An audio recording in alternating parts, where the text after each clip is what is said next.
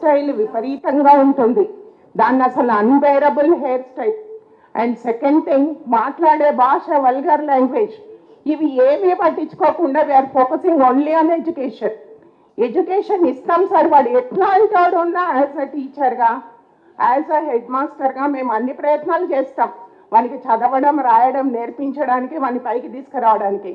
కానీ hair style తల్లిదండ్రులను పిలిపించి చెప్పినా మార్పు రాదు. తల్లిదండ్రులు కూడా మా మాట వినట్లేదమ్మా, మరి ఏం చేయాలి మేము? ఆ హెయిర్ స్టైల్ చూస్తూ ఓర్చుకోలేము. ఏమిరా నీ హెయిర్ స్టైల్ చూస్తే అందులో పక్షులు గుడ్లు పెట్టేటట్టుగా ఉన్నాయి. ఇట్లాంటి మాటలు మాట్లాడినా కూడా చలనం అనేది ఉండదు. ఇది అన్ని స్కూళ్ళల్లో మేము ఫేస్ చేస్తున్న problem madam. Not only government schools, private స్కూళ్ళల్లో కూడా. ఓకే, మా దగ్గర ఎన్సీసీ ఆఫీసర్ ఉన్నారు. ఆయనకు చెప్తాను, అమ్మ హెయిర్ స్టైల్ పట్టించుకోండి, ఈజీగా తీసుకుంటారు. ఏదైనా పనిష్మెంట్ ఇవ్వాలంటే భయం. ఏ మ్యాథ్స్ టీచర్ నన్ను కొట్టిండు అందుకని నేను సూసైడ్ చేసుకున్నా. మేము భయపడుతున్నాం సార్ పిల్లల్ని చూసి. సస్పెన్షన్ ఆర్డర్స్ ఇస్తారు. ఏంటి ఇది? మేము యాజ్ అ టీచర్గా ధైర్యంగా పోయి ఒక పిల్లోనికి నువ్వు చేసింది తప్పురా, అని చెప్పలేనప్పుడు యాజ్ అ అడ్మినిస్ట్రేటర్గా I fail in that. As a టీచర్గా టీచర్ కూడా ఫెయిల్ అయినట్టే. మరి దీన్ని ఎందుకు ఫోకస్ చేస్తలేరు? వాడు మాట్లాడే ప్రతి భాష సరే, వాడి ఏరియాలో మాట్లాడే మాటను మాట్లాడతాడు. నాన్న ఇది కాదురా, ఇట్లా మాట్లాడరా అని ఏ తెలుగు టీచరో చెప్తే ఈజీ. ఆ టీచర్ పోగానే easy, take it easy. Okay, ఆ లాంగ్వేజ్ అట్లనే కంటిన్యూ అవుతుంది, ఆ హెయిర్ స్టైల్ అది అట్లనే కంటిన్యూ అవుతుంది. ఈ మీడియా ప్రభావంతో పిల్లలు ఇట్లా తయారవుతున్నారు. మరి మీడియా గురించి ఎందుకు మాట్లాడరు? సినిమాలకు ఎందుకు మీకు పర్మిషన్ ఇస్తున్నారు? ఆ పుష్ప సినిమా చూసి నా స్కూల్లో సగం మంది పిల్లలు చెడిపోయినారు. ఇప్పుడు ఇంగ్లీష్లో మాట్లాడింది చూడండి, మా అమ్మాయి యూసుఫ్ కూడా. అంత నాలెడ్జ్ఫుల్ పిల్లలు నా దగ్గర ఉన్నారు. యూసుఫ్ కూడా హై స్కూల్ హెచ్ఎం అండి నేను. ఓకే, అంత మంచి పిల్లలని జెమ్స్ లాగా తయారు చేయాలని నాకు ఉంది. కానీ ఈ మీడియా చెడగొడుతుందే, మరి దానికి సర్టిఫికేట్ ఎట్లా ఇస్తున్నారు? దాన్ని ఎందుకు ఆలోచించరు? ఓకే, ఇదొకటి సార్. రెండో విషయం ఏం చెప్పదలుచుకున్నానంటే, ఇంతకుముందు ఒక అబ్బాయి అమీర్పేట్ నెంబర్ 1, ఈ యూసుఫ్ గూడకి రాకముందు నేను అమీర్పేట్ నెంబర్ 1 స్కూల్లో పనిచేసినాను. అక్కడ గవర్నమెంట్ స్కూల్కి హాస్టల్కి, అది ఎస్సీ హాస్టల్. ఎందుకు ఎస్సీ హాస్టల్ బీసీ హాస్టల్ అని ఎందుకు చెప్పాలా? అవసరమా?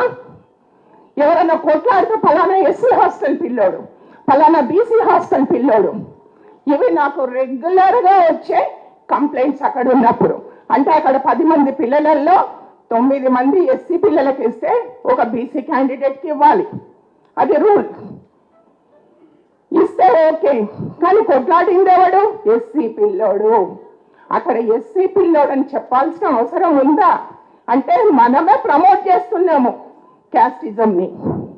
ఇవన్నీ అవసరమా? ఆలోచించి ఎస్సీ బీసీ క్యాస్టులతోటి హాస్టళ్ళు పెట్టద్దండి దయచేసి. ఐఎమ్ రిక్వెస్టింగ్, అందరు పిల్లలకు ఎడ్యుకేషన్ ఇవ్వండి.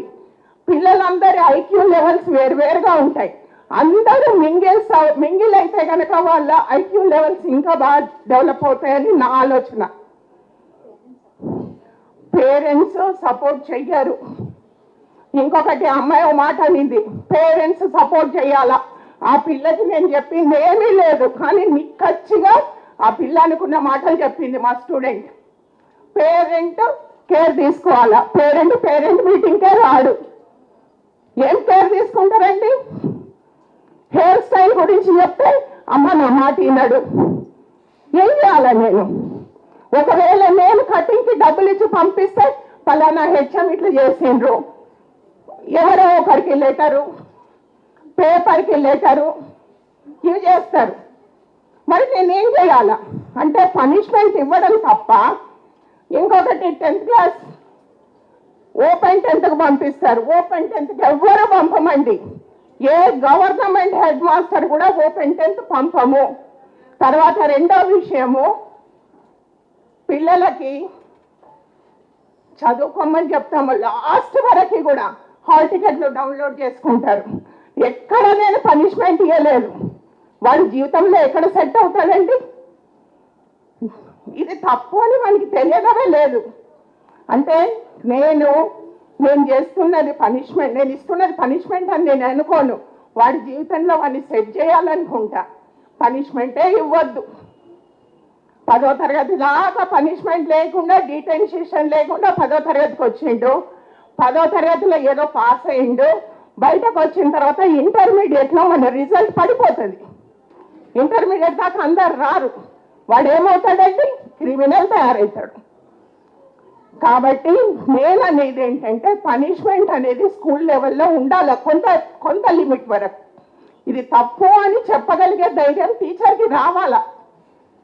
టీచర్ ధైర్యంగా ఏ రోజైతే చెప్తాడో ఆ రోజు ఆ సొసైటీ బాగుపడుతుంది. టీచర్ ధైర్యంగా చెప్పకపోతే సొసైటీ బాగుపడదు. ఇది నేను అనుకున్నదండి, నా ఒపీనియన్ అండి. ఓకే, మానిటరింగ్ కూడా యాజ్ అ డిప్యూటీ ఐవైఎస్గా నేను ఖైరతాబాద్ 1లో పనిచేస్తున్నాను. నేను వెళ్ళిన ప్రతి స్కూల్, నా అండర్లో 7 స్కూల్స్ ఉన్నాయండి. ఈ 7 స్కూల్స్లో 5th క్లాస్ పిల్లలందరికీ చదవడం వస్తుంది. నేను డిక్లేర్ చేస్తున్నాను, 5th క్లాస్ పిల్లలందరూ చదువుతున్నారు అంటే మేము అచీవ్ చేసినాం. అది రాయడం నేర్పించుకుంటాము. ఓకే, చదవడం రాయడం ఈ అకాడమిక్ ఇయర్ ఎండింగ్ వరకు మేము చేస్తాము. కానీ మరి పిల్లోడికి టీచర్లు లెక్కలేదు, హెడ్ మాస్టర్ లెక్కలేదు, ఎవరు లెక్కలేదు. మరి వీడిని వాడు బాగా చేయాలా?